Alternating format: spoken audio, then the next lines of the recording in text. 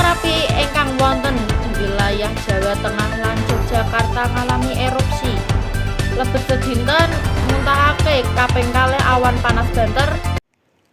Gunung Merapi wangsul nedahi aktivitas vulkanik.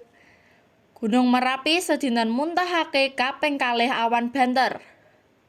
Pertami kadados ing tabuh 18.18 waktu Indonesia Barat. Setebih 1.800 meter menghadap arah hulu Kilkilen Kali Kambangan. Kaping kalih kadados ing tabuh 2.4 waktu Indonesia Barat.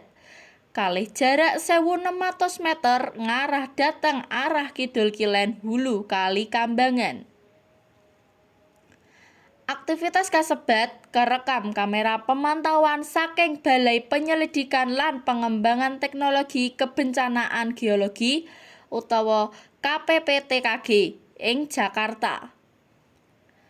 Wargi di wilayah lereng Gunung Merapi dipun wantos-wantos tetep siaga wanci potensi semburan awan panas ingkang angsal wangsul kadados sak wekdal-wekdal.